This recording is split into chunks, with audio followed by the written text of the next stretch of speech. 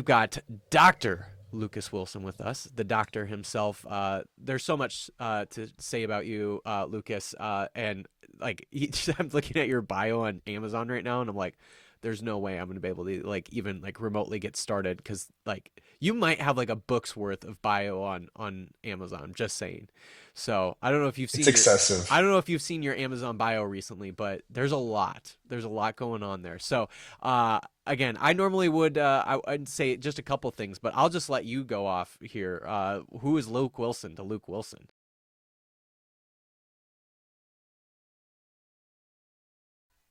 Oh shoot. Well, I guess first of all, I'm a Canadian from Toronto, Ontario, Oh, heck yes. and I'm a postdoctoral fellow at University of Toronto, I'm Mississauga. sort of like just Um, to riff off the Canadian thing for a second. I feel sort of sure. like an honorary Canadian as a Minnesotan. Like, do you Canadians like accept us at Minnesotans as sort of like almost Canadians?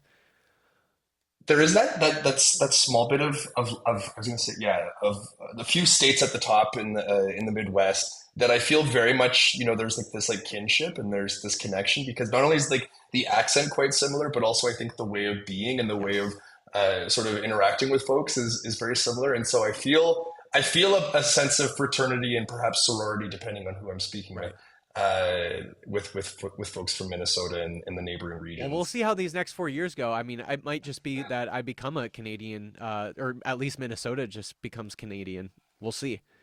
Yeah. If you need to get married, just let me know, Mason. We'll figure it out. You got me. All right, great. So yeah, well, Oh, with all of that um, said, yeah, who's Luke Wilson? Luke Wilson. I feel like I derailed the conversation there.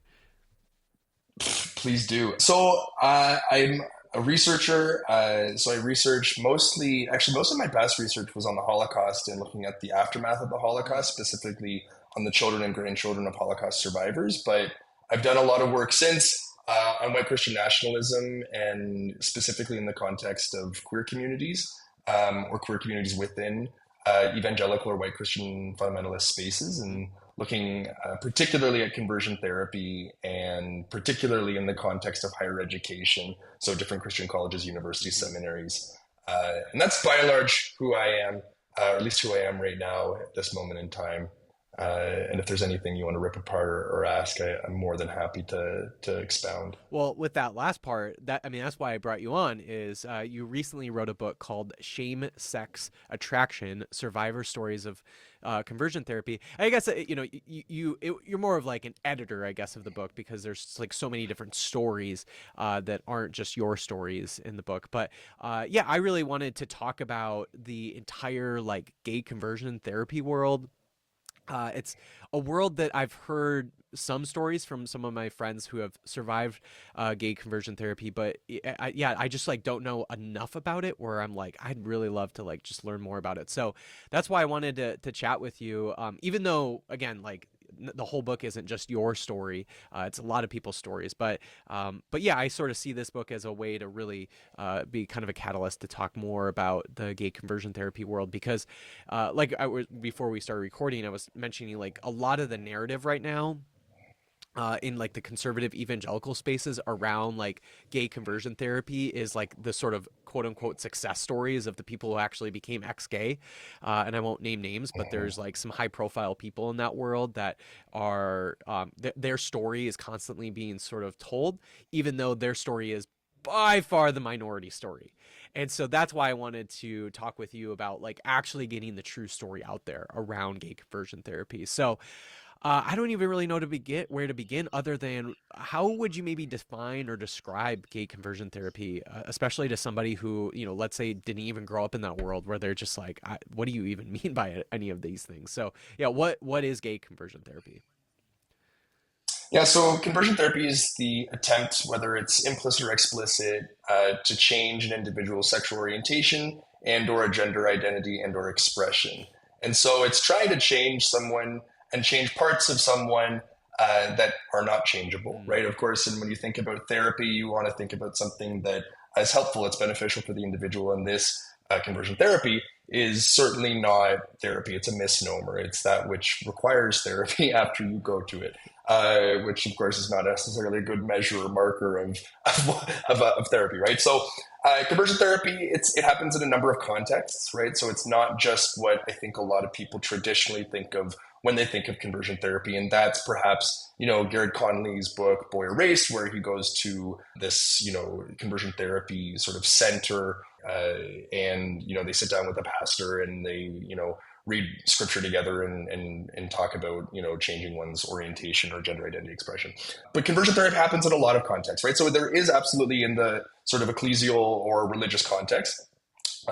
There's also in clinical contexts, right? There are non-religious organizations that have attempted, and throughout the history of conversion therapy, particularly in the U.S., it really was, in fact, for the majority of the time, a non-religious practice. But by the 70s, and we can get more into this, the 70s hit, and then Southern California has these groups that pop up and then start spreading across the country and then across the world. But it's more than just one-on-one or a camp setting. I think a lot of people have heard about the conversion therapy camps or whatnot. But there are conferences, whether we're thinking of Exodus International or otherwise, and of course Exodus has since closed its doors, thank goodness. But a lot of the leaders, some of the leaders from Exodus have created spin-off organizations, and it's still an industry that's alive and well. Right. So conversion therapy happens in a number of contexts. It happens for a number of folks. It's not just for gay men. It's aimed at lesbians. It's aimed at trans folks. It's aimed at anyone whose gender identity expression or sexual orientation is non-normative, which is to say is not necessary, is not a heteronormative cis sort of sexuality, gender, etc., gender identity expression, etc., etc. There we go. I want to definitely dive into the history of some of these different organizations and how, like, especially at least this, like, maybe modern form of conversion therapy started.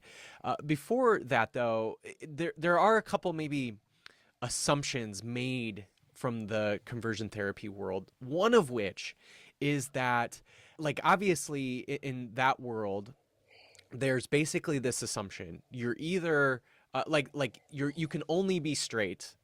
And therefore, if you identify as gay, not only is that a sin, but like you actually can't be gay. Like you're just sort of repressing your actual sexuality, which is straight, right? That like seems to be a really huge part of the assumption around conversion therapy, that it's actually not possible to be bisexual, for example. So, I sometimes I see some of these sort of like quote unquote success stories of people that became ex-gay. And I often think like, well, either they're like clearly like repressing their own like sexual orientation, or potentially maybe they're just bi. But like at least in the gay conversion therapy world, there definitely seems to be this like hardline assumption that like everyone is born straight, and if you are not identifying as straight, you're not only is it a sin, but like it's actually possible to make you eventually identify as straight. Would you say that that generally seems to be the like fundamental assumption around sexuality from the conversion therapy world? Yeah, and I love it because a lot of times when you're talking about this with folks, particularly with folks who are not from a religious evangelical white Christian fundamentalist background, I always start off with like, don't look for consistency here, and don't look for it to make sense, because in a lot of ways it doesn't. Like there is an internal quote unquote logic, I guess we can call it, for these practitioners, but it's not like it really at the end of the day is something that makes sense or is consistent. And so yes, what conversion therapy predicates its practice on is that all folks in the world are either latent heterosexuals or potential heterosexuals, which of course I love, like even just the language of like potential heterosexual. That of course means that the person in this moment is not, straight. But in this world, again, we're not looking for consistency or for things to make sense. The mental gymnastics are wild. And so right away, that's where we start, is that everyone, has the potential or is already heterosexual. It's just that we struggle with, quote unquote, same-sex attraction. And so, I can even think about like when I was in conversion therapy. I went through conversion therapy for 4 years at Liberty University, and I was mostly in the one-on-one conversion therapy program. But once I went to the group conversion therapy program, which is actually the story in the book that I read about. I read about the group experience. But in that group, and I do talk about this person in the story, but I don't really go into much detail about him. But this was someone who went to conversion therapy, but claimed a bisexual identity. And I look back and I just find it sort of like comical in some ways. Obviously not conversion therapy. Conversion therapy is not comical, and all of us who are in it, it's an effed up, sort of fucked up system, and it should never happen. And I hope that, in some ways this collection puts an end to it, which I don't think it will, but, we can always have, our hopes and dreams. Putting that aside, this guy, he claimed bisexuality, and I always thought, well, if you're bisexual, why in the world would you need to go to conversion therapy, right? Like you're already ticking the box of being attracted to women. Just lean into that. You don't need to go and find a to get rid of your attraction to men. You can just, again, sort of like rely upon your quote unquote attraction to women. Well, this guy, he eventually got married to a woman, and again, a tragic story. I think for not just for him, but mostly for his wife and perhaps his children, but really for his wife, who I think is a victim in this. But with that being said, most recently I heard that he was he was getting a divorce, which I think is fit and sort of proper for them, because I don't think that this was a marriage that they should have been in. But I always thought, but again, wait a second, if he's bisexual, what's the reason? But now very much has come out of the closet and said, no, like I was never bisexual. This was sort of like this crutch I was leaning on that was not even a crutch, because it wasn't true. And this is not to negate bisexuality. Of course, there are many folks out there who are bisexual. But for folks who are going into conversion therapy, you're not really going to find many bisexual folks going into conversion therapy. Why? Because they don't need to go into conversion therapy according to their own standards. But yes, to answer your question about whether or not like the idea that conversion therapy, the foundational sort of teaching is exactly that everyone is straight. It's absolutely correct. Yeah. The other kind of maybe not necessarily assumption of the conversion therapy world, but like, well, I guess to a certain degree there is this, but there is basically this assumption, and maybe this assumption probably also maybe exists in like the LGBTQ world still, but there is this assumption both from the gay conversion therapy world, and again, I think largely probably maybe most LGBTQ people would still maybe make this argument, but that sexuality is something you're born with. And that seems to be like a really important assumption in this, that sexuality is something that maybe is like inherent to a human being because they were born and they can't change that. And now I certainly, there's maybe plenty of arguments about like, is it something genetic? Is there some sort of like environmental influence on all of that? And I'm just curious, like kind of how you maybe navigate that sort of way of thinking, that is sexuality something that someone or that is inherent to somebody, whether they're straight, gay, whatever their sexual identity may be. But yeah, I'm just really curious, like kind of how you maybe think through that, especially in consideration of how maybe the gay conversion therapy world thinks of like sexuality being also something that's inherent, because that often obviously is like the argument against, like, from like LGBTQ people against like these kind of fundamentalist Christians, is like, I was born this way, like that I can't change this part of me. And so I'm just curious how you like navigate through all of that, given what we sort of only maybe know right now, at least in the scientific community, about how much of this is actually genetic, how much of it is environmental, all of those different things. So just curious how you think through all of those things. Yeah, so conversion therapists would definitely push against Gaga. I don't think that they would say that we're born this way, right? Conversion therapists would very much be in line with the idea that sexuality is changeable, it's malleable, it's something that's not fixed, which in some ways is like quite a progressive That's idea. interesting. I would have never guessed that from them. But they take it in a very twisted way, right? In a very twisted direction. So I think that what you'll find with researchers in sexuality and gender studies, I mean, some are essentialist, right, where they say that you're born this way. Others would not. I'm one who would say you're not born any one way. And I would also say that I'm not that. I sincerely, in my heart of hearts, have no idea, or my brain of brains have no idea where in the world sexuality comes from. But what we do know is that we are sexual beings, and our orientation and our attractions are there, right? I'm not one to deny it. Conversion therapists, in some cases, of course, are, and again, don't look for consistency with them. But for the way I look at sexuality is not. My question is never the origin story, right? Like, where did this all come from? Where did my attractions come from? Is this an environmental conditioning? Is this a genetic predisposition? I just don't know. And for me, at the end of the day, I don't fully care where it comes from. What I, again, care about is the reality that I'm attracted to, for me, men. And for other folks, they're attracted to both men and women across the spectrum. Some are attracted to just women. Wherever someone lies, that's where they lie, right? That's what they're attracted to. And Right. so for me, I think about this is not a problem, right? Like however one is attracted, or however one is oriented, that's how one is attracted or oriented. That's not the issue. The issue is when one is told that they have to be a certain way. If that's straight, I think that's an act of violence. If that's someone saying you have to be gay, which I've never really heard. Of course, like you always hear these stories like the gays are out to change the children, and they're telling children Right. they have to be gay. Like no one's saying this, but if that were the case, that would Yeah. also be Yeah. not cool, not okay, right? But at the end of the day, my thing is that the violence and the problem is not how one is oriented. The problem is when one is told how one ought to be oriented, Mm. right? And so with conversion therapy, this is a practice, and it is run by a group of individuals or groups of individuals that are attempting to change constitutive parts of who individuals are, and that's the act of violence. Mm. Not again, if someone, and that's another thing too, is that I think for a lot of people, people's gender journeys are throughout their lives, people's sexual orientation journeys are throughout their lives, right? That who someone is attracted to at the age of 14 versus who someone is attracted to at the age of 50 is sometimes different, sometimes not, but sometimes different. And so, conversion therapists will oftentimes say, well, look at that person, they've changed. Anne Heche, when she Heche, the Ellen DeGeneres' first like public girlfriend, right? Where up until that point she had only dated men, but then she met Ellen and she realized, oh goodness, I'm attracted to Ellen. And a lot of people say, well, look at her, she's changing her sexuality. It wasn't a willful decision. Like it's not like she's out there thinking like, I'm gonna go lesbian today. Right. Like that just wasn't how it worked. Right. I think instead it's very much that she met someone and that changed for her. Now, for me, if I met a woman tomorrow or 20 years from now and I'm attracted to her, okay, cool, like Right. great. But has that happened to date? No.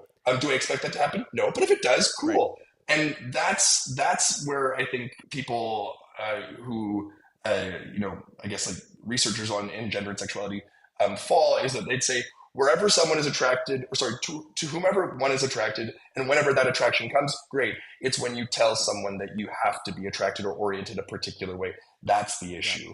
And so I think that's how conversion therapists and the rest of the world sort of operates, and how they differ in that sense. That's great. Yeah. That's a great way to think about it. And yeah, would you say that you mentioned a little bit about, you in particular care maybe less about that origin story. Is that origin story really important in conversion therapy? As this quote unquote therapy, is that origin story something really important for them that they think is important to process through? For a lot of folks, particularly for religious conversion practitioners. And so oftentimes the narrative is that, I mean, to give a broad overview, again, I know I gave a quick definition, but to give that sort of conceptual overview of what conversion therapy argues, is that by and large, what conversion therapy will argue is that individuals, at the end of the day, when they are attracted to the same sex, the root problem is not the attraction, it's the gender identity. And so what they will say is, and we can use me as an example, when I was a little boy, I did not align with what it meant to be masculine or to be a man. And so, because, and it's true in a lot of ways, I was out there playing with my sister's toys. I was dressing up in her clothes when she was in kindergarten, going through her closet and eating her makeup, that kind of thing. That was young Luke. And so because of those activities, because of those things that I did, I, according to this thinking, did not align with what it means to be a boy. And so by the time I hit puberty,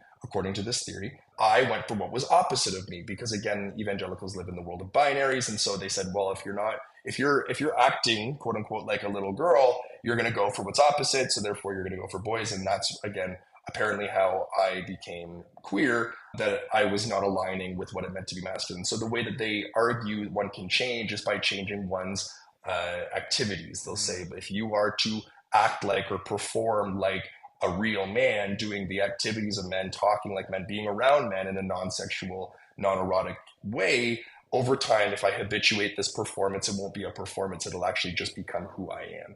So that's really what conversion therapy is arguing. But for what you're asking, in the idea of the origin story, 100%. So it's really this misalignment of gender identity at an early age that is the problem, along with other compounding, issues, quote unquote. And a lot of what they say is actually like completely debunked, like it's just not accurate. But they'll oftentimes, which is like again majority of conversion therapy. But what they'll say is that for young boys they were molested. That's a big one. That Mm, molestation is what causes us to be queer. They'll argue that we had improper influences, or my dad, according to this thinking, was an absentee or emotionally distant father, which is like completely not accurate. My dad was like arguably much more involved in my life than my mom was, but according to this thinking, it doesn't really matter. You just kind of pick and choose what fits the narrative, and then you cover your eyes to whatever doesn't fit right. the narrative. And so, really, the origin story is the determining factor for a lot of conversion ideology, and it is said to really pave the way for how one is to ultimately identify in terms of gender, and then in terms of Mm, orientation after mhm. that. That's helpful. Let's talk about the kind of history of how this whole movement began. I like this is something I'm like I don't know. Did it begin 300 years ago? Did it begin 50? Like I just have no idea. So I'm just really curious. Like how did all of this infrastructure and movement basically get started? Where obviously it influenced and impacted and negatively millions and millions of people's lives. So yeah, how did this whole industry essentially get started? Yeah, so the words heterosexual and homosexual didn't really come into the modern lexicon until the 1800s. So this is like a Victorian conceptualization that emerged again in the 1800s. And so from there, once these categories of sexuality were established and then popularized, people started, thinking through what causes this, right? And so, if we fast forward up until Freud, around the turn of the century, and Freud really is looking at, again, really deep diving. If we're thinking about psychoanalysis, there's a lot of questions and a lot of themes that are sexually, that gravitate towards sexuality. He thinks about a lot of our sort of psyche, our unconscious, our consciousness, and all this, how a lot of it is related to sexuality. And so Freud actually had the idea that everyone was bisexual, or at least born bisexual. Mm, And from there, whatever caused heterosexuality or homosexuality, just depended on the individual. And so from there, we fast forward a little bit further, right? So that we now have, a more scientific way of talking about sexuality, as it relates to the consciousness and to unconsciousness and whatever. And then we get up to around the turn of the century, around 1950s, 1960s, and then we have a number of doctors actually. So this is very much a medical practice who are attempting to change queer folks, their orientation. And so there were a number of studies done in like the 60s or 50s, 60s, 70s, some of which actually really did follow the scientific method, but obviously had a very, twisted sort of, question and aim. But nonetheless, we actually can glean some information from these studies today, and particularly looking at the harms of conversion therapy and the ineffectiveness of conversion mm, therapy. And there were a number of methodological problems with these studies. But around the 50s, 60s, and 70s, this is something that a number of doctors are trying to do, whether it be, castration, whether it be electroshock therapy, whether it be, talk therapy and, using a Freudian approach, whatever it was, that there were a number of doctors in the medical field who were attempting to change individuals' orientations. But then when we get to the 70s, right, we're now thinking about the rise of the new Christian right. So we're thinking about, evangelicals, mhm, really, if we're thinking about Billy Graham and sort of like mainstreaming evangelicalism. And then if we fast forward to 1979 and Jerry Falwell with the moral majority, we can think of a few years before that, Phyllis Schlafly doing her crusade against the ERA. And then we have, Anita Bryant with the Orange Juice sort of campaign. And then, Protect Our Children campaign, should I say more accurately, right? The new Christian right is forming. And in this time, we're seeing a number of evangelical churches, rise to prominence, and mega churches rise to prominence. And so in Southern California, there was actually a group that was started by a number of gay men who were in the church who didn't want to be gay. And again, at the time, if we have these studies and this like therapeutic or medical treatment that's happening over here, it was gaining legitimacy that in fact one could change one's orientation. And so this church group starts this organization, this church starts this group where men are meeting together and they're doing their best to to get on the straight and narrow, pun completely intended. And it's picks up popularity, right? So it's not just them, but then it spreads to other churches, and then again it starts spreading across the country. And what happens is that these evangelical churches and these groups eventually, when the 80s hit, they find legitimacy with Christian psychologists, and I put that in quotation marks. But they have these, and everything in conversion therapy is in quotation marks, right? Like the conversion, the conversion therapy, all of it's in quotation marks, and so the meaning sort of collapses in on itself. But in either case, these evangelical groups, they make good bedfellows with these Christian Mm, psychologists, and these organizations start rising. So it's not just these churches, but it's these networks of mm, churches and these networks of groups that are attempting to change individuals' orientations. And so these Christian psychologists start popping up, and they're lending credibility to these ex-gay organizations, and then what they're getting in return is of course money, right? Like these organizations are paying for their books, they're paying for them to come speak at conferences, and so it's this symbiotic relationship that really starts in catalyzes this entire industry, this ex-gay industry.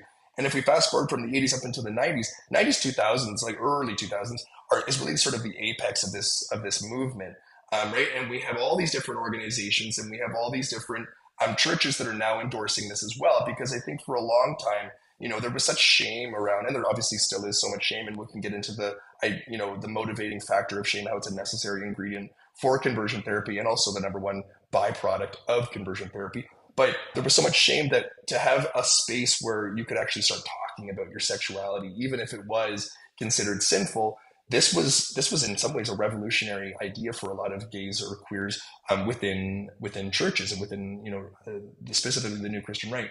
And then by the time we get to the 2000s, and then up into 2013, which is when Exodus closes, we start to see a big critique of these mm. organizations. There'd always been critiques, right? Like the number of authors and thinkers and organizations have been critiquing these groups for a while, but really it was around 2013, 2015, which of course is a few years, 2013, a few years, start that again, a few years before the legalization of Mm, same-sex mhm, marriage in the mhm, US, right? So you're starting to see this normalization of queerness and this acceptance, or at least tolerance, bare minimum, of queers within the US. And so this is sort of the arc of conversion therapy and how these organizations have emerged, and then how they what they did, and how they did it. But this is generally how this movement was born, and then slowly is dying. But again, will it die? We'll find out. And right.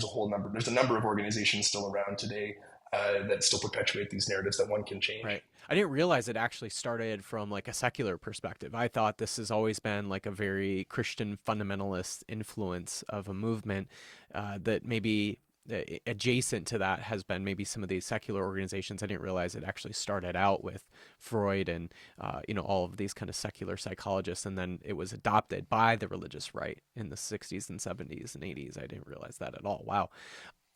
It you mentioned talking about like Exodus International, and I think it ended 2012 2013, right around the time that a lot of states were starting to legalize gay marriage, and then obviously a couple years later Oberfell happens, and now same-sex marriage is now legalized throughout the entire country in the US. And I would imagine that gay conversion therapy exists outside of the US as well. But specifically in the US, I'm really curious about this is how has the legalization of same-sex marriage, how has that maybe changed conversion therapy? I would imagine like yeah, to me, it just seems like maybe the fact that so many queer people weren't able to get married for so long, uh, maybe that adds a dynamic to people still, remaining a part of these conversion therapy communities. But I'm just curious, like how potentially, if at all, how same-sex marriage has, and the legalization of it has changed maybe the dynamics of conversion therapy over the last now close to 10 years in the U.S. Yeah, I think once anything's codified in law, there is some sort of like an ideological shift, or change in how people think about whatever that is that was codified in law. In this case, we're talking about same-sex marriage. And so I think that definitely was something that was changing, that has changed how people view sexuality, and then ultimately viewed conversion therapy. Because I think for a lot of people, and it's something, this is a way of thinking that still persists today, that you can say, well, you shouldn't be racist, you shouldn't be sexist, but at the end of the day, if someone's against homosexuality, that's just their religious view. And you're like, wait, what? Like, how is that like, exempt from this list of hatred? And so I think that it is a different form of hatred, and I'm not trying to create some sort of hierarchy of hatred because it's a zero sum game and it's a game I'm not invested in playing. But what I will say is that it is one sort of stronghold that the religious right still has, that Yeah. it's exempt from critique according to so many people. And so I think that certainly the legalization of same-sex marriage changed how people saw sexuality. It also in turn saw, again, I think it reconceptualized conversion therapy for so many people because they realized the inherent harm to it, right? This isn't a benign practice that is, that doesn't have consequences. It of course does. And so I think that with the raising of consciousness or awareness around issues related to sexuality, same-sex marriage being perhaps one of the big ones, I think in turn you're also going to start thinking about other practices and other sorts of engagements with sexuality like conversion therapy and think about it in other terms. I think also with how a lot of U.S. clergy, particularly in more liberal denominations, pushed for legalization of same-sex marriage. I think part of that process too is also again learning and understanding the harmful consequences of conversion therapy and seeing that their religious traditions had been perpetuators of this violence. That I think that they too again began raising awareness as well. And so I think that there's a whole ecosystem that played a part in how conversion therapy really became more of a topic of conversation. Also there's like a rise in representations of conversion therapy. If we're thinking even from the '90s, but I'm a cheerleader, and then like the comedy about conversion therapy, and then you can think that fast forward to the Miseducation of Cameron Post. You think about again Boy Race by Gary Conley. These other texts that again started raising awareness about conversion therapy. So I think there's certainly the legal aspect, but there's also the popular culture aspect that's also Yeah. influencing how people are starting to engage with these Yeah, I ideas. mean, I've seen a number of states now banning conversion therapy. I believe Minnesota is one of those, or at least Minneapolis in particular has banned it. And so you're at least starting to see, at least from a legal aspect, you're starting to see even now like a reaction against it from certain parts of the country. Mhm. And I think one thing too is that you'll oftentimes have people who ask, like, wait a second, so conversion therapy is still a thing? Like, this is happening still? It's like, of course it is. Like, what do you mean? Is it still happening? And I think that, and it's wonderful when we have, different municipalities or different, cities, or, pardon me, or states.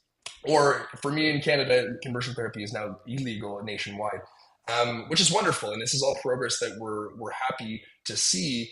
But I think with that, a lot of people's question still remains: does conversion therapy still happen? And it's like, yes, like all crime, conversion therapy is going to persist. Just because it's illegal doesn't mean it's not going to happen. Mm. And so I think that even when we have these laws passed, and again, thank goodness for these laws, we have to continue to be vigilant to look out for different forms of conversion therapy that persist. They just change their names and go underground, and it's going to continue to happen in my opinion. You mentioned a bit ago about maybe some of the arguments that conversion therapists use to sort of bolster their practice. One of which was like the young, like gay men especially, are more like have more of a likelihood of had sort of been molested as a child, or or had an abusive father or like an absent father.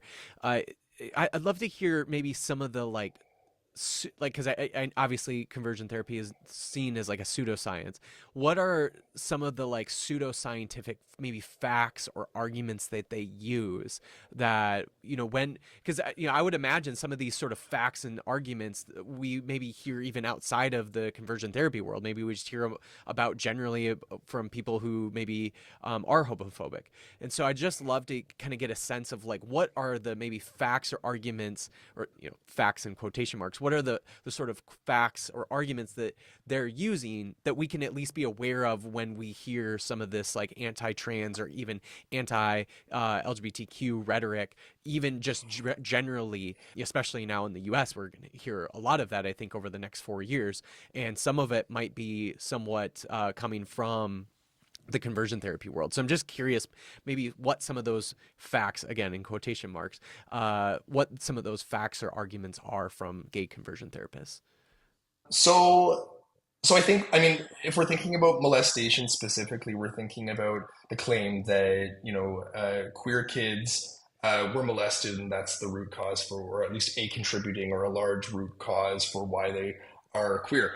Um, First of all, the disproportionate number of queer kids who were molested versus specifically young girls, and what queer or not, is significant, Mm. right? There's actually a lot more young girls being molested than young gay boys who are molested, and so that's something that you'll oftentimes have people say, and then you'll also have the idea that there's a lot of these gay men out there who are molesting children, which, first of all, to molest a child doesn't necessarily, like, if you're molesting a young boy, it's not necessarily a sexuality thing. I'm not saying it sometimes isn't, it is, but also you're going to find some, just the sexuality doesn't impact whether or not, how do I say this, Well, I think what you're molestation. saying here is like sexual orientation has no bearing on who one may molest or rape, right? Like I think that's the Right. argument we often hear is that like oh like uh, and I've heard this plenty of times too that like oh like that person like you hear this from like I hear this oftentimes from like homophobic people, homophobic Christians about like the gay priests in the Catholic Church or whatever. And it's like, well, the reason why they're bad is that like they were gay and therefore that's why they were molesting. It's like actually the molestation part has no bearing on what their sexual orientation. Actually, the molestation part has no bearing on what their sexual molestation has nothing to do about one's sexual orientation. And so one is going to sexually abuse somebody because of power, regardless of what their sexual orientation is. That's exactly it, Boom, Mason. nailed it. Yes.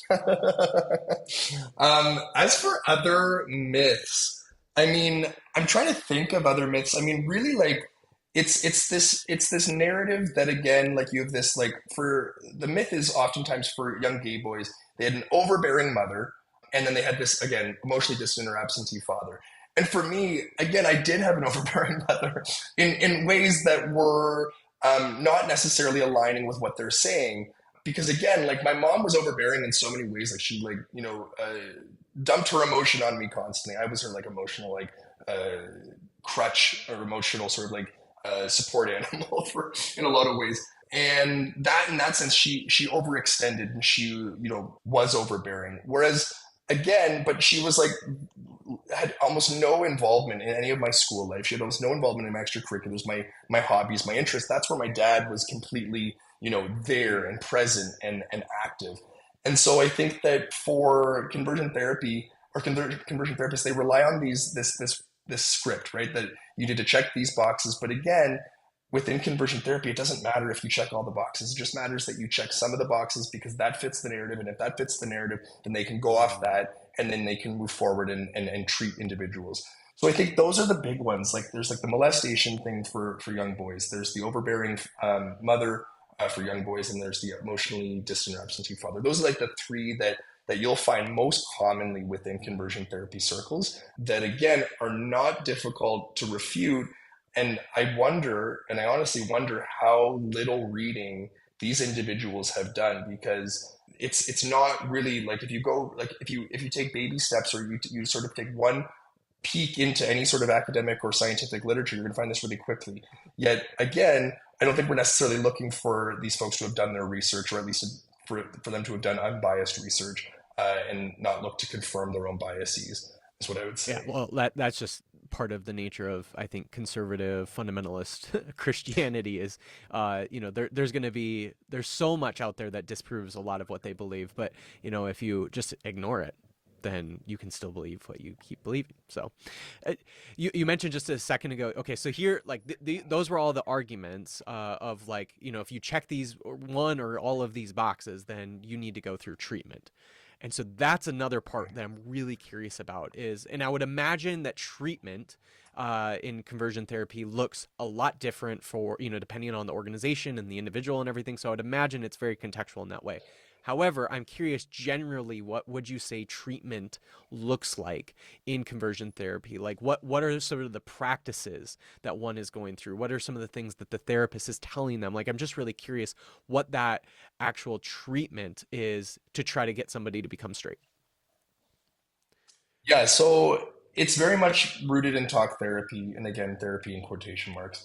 So this idea that one can talk their way through this, and there's also again there's this performative aspect as well. We'll get into that in a second. But with the talk therapy, really a lot of it is this pseudoscientific, this pseudo Freudian approach to human sexuality and gender identity and expression. And so for a lot of folks, it's they take the conversion therapists will take like detailed inventory of one's sexual history, one's relationships to different men, different women, different authority figures, different friends, family, whatever. And from there, they sketch out. Okay, they try to identify where, in fact, the individual went wrong. So again, it's searching for the cause for identification with the opposite gender, the gender that they shouldn't be aligning with. And so once they find that, again, they'll take anything, right? So if it is again the mother, if it's the father, it's the brother, it's some sort of role model that was overbearing, and she happened to be a lesbian, and that's the cause. And so then they'll really dive into that, and they look at from there, and they try to get individuals to talk about how they perform their gender. And again, it's very much based in gender, and sexuality is changed afterwards. So if you can realign to the masculine, or you can realign to the capital F feminine, that's what matters. And then from there, orientation will change in turn. So it's looking at it's these repetitive conversations, and in religious context, it's of course mixed in with a lot of scripture and prayer. And from my experience, when I went through conversion therapy, I never prayed for myself once. It was always my conversion therapist praying for me, which I think is quite telling that he was the one to intercede on my behalf, and he was the one to speak for me. But what happens is that Jesus is brought in, and things don't go well once Jesus is brought in, of course, because of course in the evangelical or white Christian fundamentalist sort of imagination, emphasis on imagination, Jesus was this macho, masculine, muscular man, right? And that all Christian men need to follow this example, and women are always the antithesis of whatever it means to be masculine, and so they follow the counter example, right? And so from there, once you have this sort of like theoretical schema or this framework for how an individual misaligned his or her gender identity and expression, it's then the changing of the gender expression, right? So it's saying, okay, so since you identify with the opposite gender, let's realign that. And so there are a number of practices that are promoted and enforced. And so, for young boys, it's playing sports. For young girls, it's putting on their makeup. And so, like, literally at some of these conferences, if you think about Exodus International as an example, there were like seminars for women to do makeup. Wow. For men, there was like, again, This, like this, this like is sort what a of like touchdown machi. is.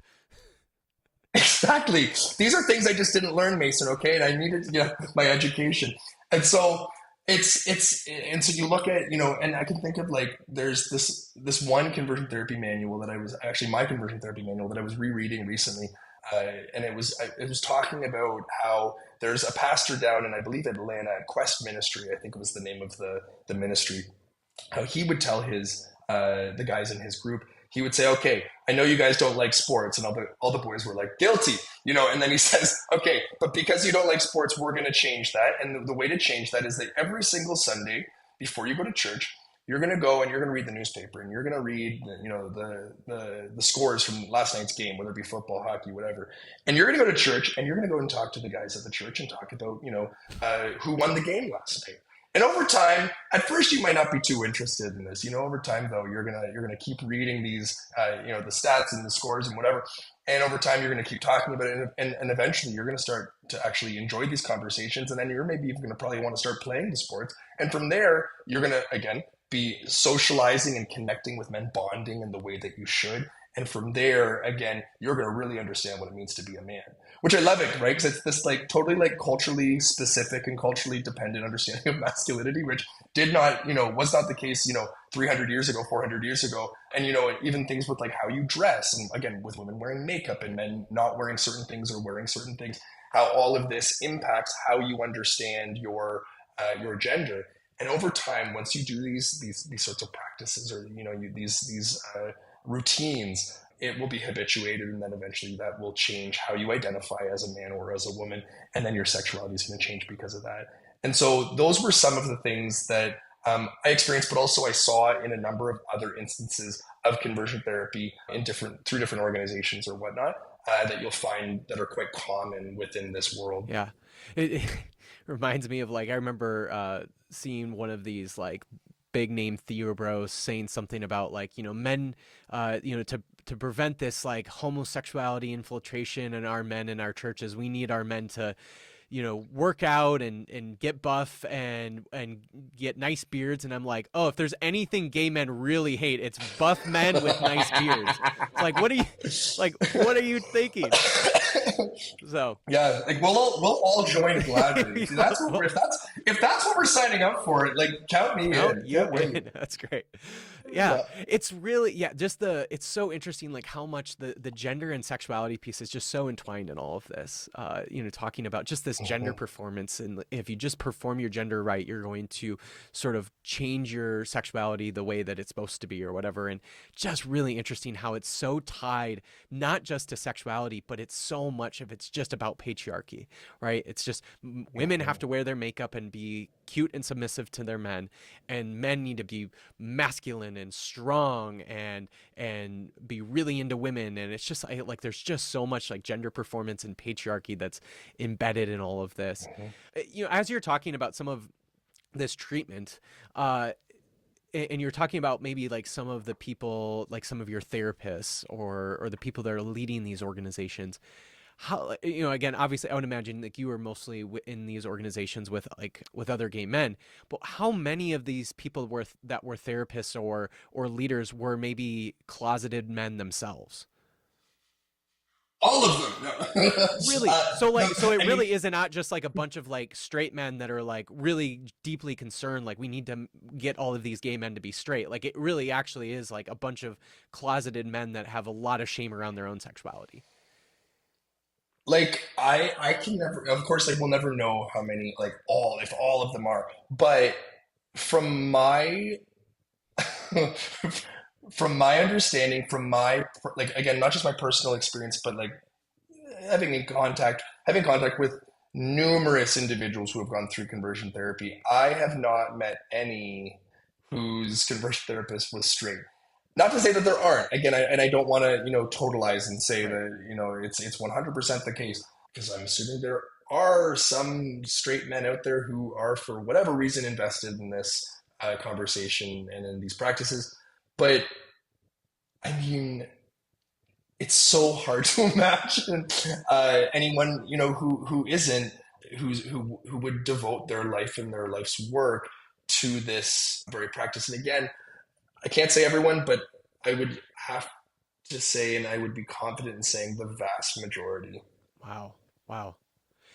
The other thing that I think maybe often gets lost in this story around gay conversion therapy is, perhaps the height of it was maybe in the 80s. I don't know if there's any stats to prove that. But, obviously you mentioned a lot of it started 60s, 70s, goes into the 90s. And now over the last maybe 20 years or so, there's probably been such a decline to it. And I mean, obviously, like we mentioned before, there's even a ban to it. But there was probably several million people probably in the 80s that were in gay conversion therapy at the same time that we also have the height of the AIDS crisis. And like I have a friend who was in his 20s during the middle of the AIDS crisis, and also was going through gay conversion therapy. And he's often told me that between gay conversion therapy and the AIDS crisis, roughly half of his friends from his 20s are no longer alive. Either they died from suicide because of their experience in conversion therapy, or obviously died from AIDS. And so it's just like I think a lot of people don't realize that there's an entire generation of loved ones that we like are no longer alive because of one of these two things. Like I just can't imagine like what, especially like queer Christian what queer Christians were experiencing, especially in the 80s, in the midst of like so much pressure, probably to be a part of conversion therapy, and also knowing like the AIDS crisis is just like decimating a community as well. And so, anyway, I don't know if you have like any thoughts around that, but it's just like, I mean, there's just an entire generation of people that are no longer here that should be here. Hmm.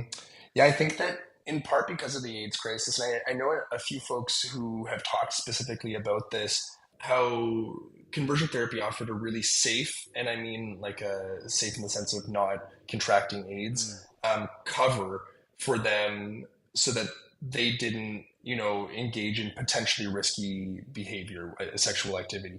And so, because of the AIDS crisis, they felt more comfortable to remain abstinent, and they thought, well, again, I'd rather not die of AIDS. I'd rather, sacrifice myself, or take up my cross, whatever you want to say, uh, and sacrifice my fun or my sexual sort of life for the safety, for like my actual safety and longevity. mm, And so I think AIDS definitely was something that impacted how people navigated their sexuality and coming out and remaining, and perhaps more accurately, staying in the closet. And so I think that's definitely part of it. When it comes to numbers and how many people went through conversion therapy, first of all, like you said, there are so many folks who are victims of suicide, right? Like they completed suicide. And so we'll never know their story, and that individual will never be counted towards, a certain statistic or number. I think also when we think about numbers, we can think about the Williams Institute at UCLA, who estimate that around 700,000 individuals in the US today have undergone conversion therapy at some point in their lives. But the thing about these numbers, and I don't trust a lot of these numbers, and I'm not, I'm not against statistics, I'm not against numbers, I'm not against science, I'm not against research.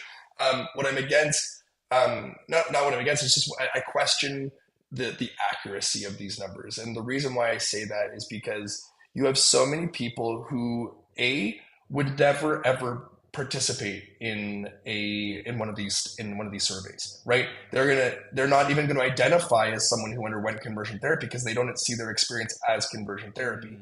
And there are other people who are not religious who also don't understand their experience as conversion therapy. And I'm not saying that these people are not smart enough or intelligent enough to know whether or not they went through conversion therapy. It's just that the definition that they have of conversion therapy, the popular definition of conversion therapy, does not align with what they experienced, and that their experience was a little bit outside of that. Mm. And they're like, who am I to say that I'm a survivor of conversion therapy, when by definition they Yeah. are. So I think that that's part of it too. So with numbers, like, yes, we have the Williams Institute number, which is perhaps the most cited in the US specifically. In Canada, there's a more recent study that says 1 in 10 queer folks have undergone conversion therapy. But again, there's the problem with self-reporting. There's the problem with getting these surveys to these individuals, because a lot of these organizations, a lot of these communities, these religious communities, are not going to participate in anything that has the word science in it. They don't necessarily trust it. So I think that's a big problem, and amongst other methodological problems with these surveys. Right.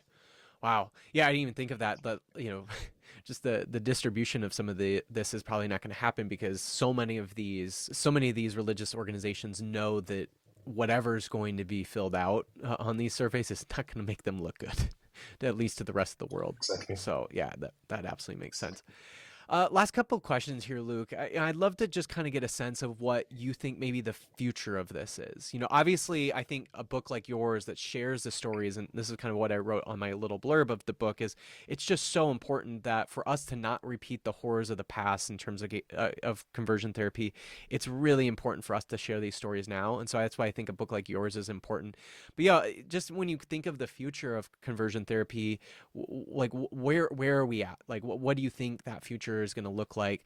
Knowing that there's lots of cities and even states and even now some countries that are banning it, but also knowing that these religious organizations they've got money and they will persist. And I'm just curious, like what you think this future holds for conversion therapy in that entire industry.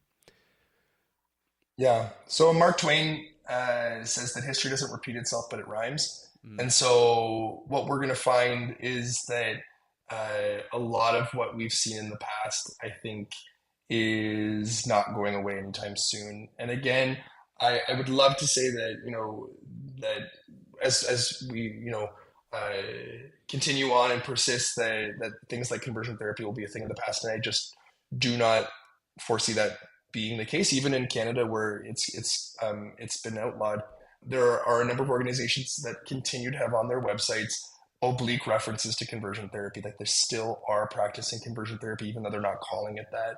And like I said, all crime, no matter whether or not, or even if crime is, of course, outlawed, it's going to persist. It's going to continue to happen. It's just going to go underground. And so I think really now that we're looking at everything that's ahead of us and everything that's ahead specifically for the U.S. after Trump being elected, I'm no fortune teller. I'm no, seer into the future. But I anticipate it's going to be nothing but difficulty, and it's going to be nothing but backsliding and sort of regression when it comes to these laws. I don't necessarily anticipate that a lot of cities or states are going to continue in this direction. And I do wonder if laws that have already been sort of established, if they're going to be reversed. And that's not just about conversion therapy. We're thinking about, same-sex marriage and beyond, and other protections of queers, if those are going to be repealed. I nervously look forward to what will happen in the future. I think a part of the difficulty of what this future could hold is that there also is this kind of, seems like a proliferation of these organizations basically kind of putting out their supposed success stories out there. And there's some famous people right now that are these supposed success stories of ex-gay people. And I think that's a hard part of this too. And when I think of some of these like big name ex-gay people that a lot of these organizations are really pushing right now, I'm just really curious, like, what do you make of their stories? Like, do you think they're just simply being used as pawns? Do you think they actually are somebody that like maybe was actually bisexual? Like, I'm just really curious, like, what do you make of some of these supposed success stories of ex-gay people? Yeah. So I think, for any of these ex-gays who are bisexual, again, they sit in a weirdly privileged position, right? Where they actually are attracted to individuals who are of the opposite, quote unquote, opposite gender.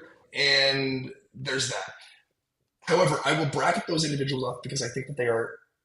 First of all, I don't know of almost any who are out there. I'm only assuming that there are some who are bisexual and are able to claim an ex-gay identity because of their bisexuality. So putting them aside, the vast majority are in fact queer, and a lot of them really do champion that narrative, right? Like that's part of their testimony that they uphold as God's sort of salvific work, right? That I was a lesbian, I was homosexual, I was gay, I was whatever, and now I'm not. I'm the other side. And it's not that they'll necessarily say that, oh, I'm no longer attracted to the same sex, but that I no longer identify as that. So there's the difference between actual like sexual orientation and sexual orientation identity. And so what I make of them, I think they're a bunch of clowns. I think these people are, to put it simply, are just ridiculous. They're like, like a child wearing his dad's suit and expecting us to take for us to take him seriously. It's like, no, you're a child. Like, no, I'm not going to take you seriously or respect you. Like, this is ridiculous. And again, we know, as well as you know that you can't change your orientation, I know I can't change mine, right? And for these individuals, they know the same. And I think what this past election, one thing that I loved, the sort of the aesthetics of critique was this, was the leveling of attacks against the right, saying that they were weird, right? And saying, you're weird governor, and you look that's weird. My governor. Exactly, right? And I think that this was so effective, and it really pissed a lot of these right-wing folks off. And I think it really disturbed them, unsettled them, rattled them, right? And I think that for me, when I think about these individuals, there's this one guy on Twitter, I don't know where he came from, but I love engaging with him. He's this ex-gay, and I've heard him speak, and this guy is as gay as the day is long. Like, and I've heard him speak, and you can, when he talks about whatever, it's just like all dressed up in the gayest prose ever. And a lot of these folks do, right? Even if you think about, different ex-gay speakers, when part of what they do in their testimonies, they almost like, it's almost a way of finding acceptance even after the fact about their queerness. Like they'll put out these little gay jokes, or they'll make little gay jokes that are about themselves, but also about queerness in general. And then it's a way of like connecting with the audience, and then almost the audience like gaining their sympathy. And I think that they do these things. And I think that in Christian circles, that's okay. But if for queers outside of these circles to talk about them and talk to them, perhaps on social media, whether it be on Twitter or Instagram, whatever, and to really hone in on, hey, you are as gay as I am. And really, and again, that's not a bad thing. That's not a slight. That's not a slur. Like I'm very gay, and I love that. I wouldn't be any other way. But to really, really emphasize how gay these people are on social media, I love doing it. And this man, he's always talking about, he's this ex-gay, quote unquote, who's always talking about how he can't wait to read my book so he can read what the other side thinks. I'm like, first of all, sister, you are on the same side as I am, and we all know that. We don't want you to be on our side because look at who you are. But you are on the same side as me. But on top of that, I say every time I talk about them, like, I think the only reason you really want to read my book is because I talk about my penis in my story, and you can't wait to get a copy. And he goes silent every time, right? Like he's talking and he just goes silent. And so I just do my best constantly to really just point out, you're a big old homo, just like me. And they hate it because they know it's true. They can't deny it.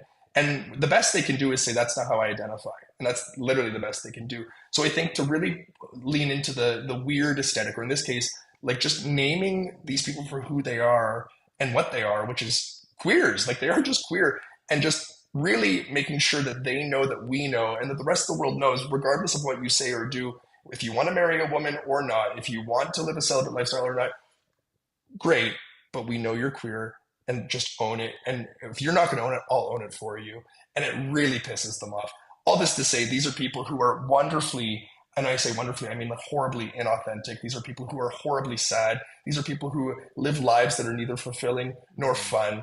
And again, the joy that I have as a queer person, I get to experience, they don't. And so I think that what we do is, again, in the name of bringing them perhaps like to their sanity or like around, is just to really remind them, you are as gay as I am, you're as queer as I am. One day maybe you'll accept it, and if not, your life's going to be the misery that it is today. Mm. That's a great way, yeah, to talk about it. And this is an entirely other podcast that we could do. But the other kind of thought I have, or maybe potential for some of these folks, is I can see a lot of these folks maybe going into the side B side of things, where maybe they eventually do accept that they're queer, but they happen to think queerness is a sin still, and therefore they need to like remain celibate. And that's a whole, I mean, again, we can get into the whole side A side B stuff in a different podcast, but I could see that being like a potential here too, is not that they think that they have become straight, but they actually maybe recognize their own queerness, but then they probably have some still unhealthy relationship with their own queerness. But I could see that being a real possibility for a lot of these folks too. And I'm sure you see, I'm sure you see a lot of folks that go through conversion therapy where, yeah, maybe the theology, like they remain, the theology has remained the same for them, where they still think queerness is a sin, but they recognize that that actually is who they are. Like they can't change that, their sexual orientation. Mm-hmm. Mm-hmm. Yeah, and I think it's just a matter of being honest, right? And I think that like, again, like I write about these folks. I don't, and I don't name names when I write, other than my conversion therapist. I 100% use his name. I hope that his name is known all over the internet by the time I finish my books, and that everyone knows who he is. But for those who are struggling with this, and it's only a struggle. It's not a struggle because they actually are, they should be struggling with their sexuality or their gender identity or expression. It's a struggle because it's made a struggle for them, right? Like the New Christian Right and these organizations have made it a struggle for them, and that's why they're struggling. And so for people like that, I have sympathy for those who are, or perhaps I guess empathy for those who really sincerely believe this. I don't have empathy for those who are perpetuators of the system. And those who are conversion therapists, or those who are advocating for conversion therapy. Those are people who I do, in the name of like a disruptive ethic, need to be called out, and the world needs to know, A, that they are queer, because a lot of them are. And I can think of even like professors I had at Liberty, or one specific professor at Liberty who is queer and still speaks about the gay community as if it's this, degenerate sort of like underbelly of society. That, again, he's queer. He was a worship studies professor who was like trying to have sex with me, and now, is constantly talking about how wrong it is to be gay. But it's these sorts of people, these people who perpetuate the system and this ideology and this way of thinking, this destructive theology, that need to be called out and named for who they are. And I think that that's when it comes back to the idea of like how important just saying the reality of things, like just like speaking truth, is. And I hope that in the name of, again, a disruptive ethic, that these people do come to their senses and they do change their ways. As for those who are victims of this, of whom there are many, I think it's a different approach. But for those who are pushing these narratives, they need to be called out and they need to be held to Right. account. Yeah, which is why, I believe that these stories are so important, again, because if we're not going to be able to change the future if we don't tell these stories of the past and even stories of the present. And so, that's why I just think this book is so, so important. So along those lines then, Luke, how can listeners get connected to you and your work? And if they're interested in the book, where should they get the book? And yeah, I want to make sure that people actually get connected with you so that this conversation can continue with them. Amazing. Yeah, the book is available on Amazon. It's also available. It's on, oh goodness. Amazon is where you can get it. There are other websites that I'm assuming are it's available on, but Amazon really is the one that is going to get it to you quickest and easiest and probably cheapest. As for social media, I'm on Instagram, Luke Slam Dunk Wilson.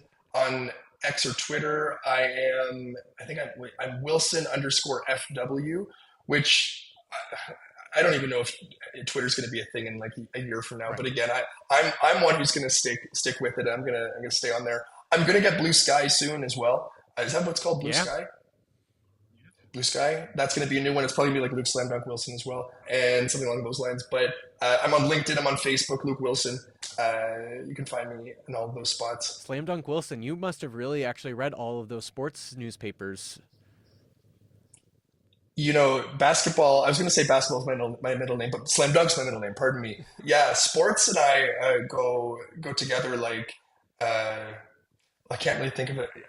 We go to we're bed buddies. Is that bunk bed? Anyway, Bunk bed buddies? Mason, I got nothing at this point. Bunk bed buddies. I don't even know. Bedfellows. Bedfellows. There you That's go. the phrase I'm going for. I botched that one. Anywho, I apologize for wasting the last 30 seconds of this podcast. Yeah. You know, you're well, I'm not even going to go there. Anyway, well, Luke, it was great chatting with you. I just think, again, this book is so, so important. One of the more important books I think that's being released this year. So thanks so much for chatting more about it and sharing your story. Thank you so much, Mason. I appreciate you having me on.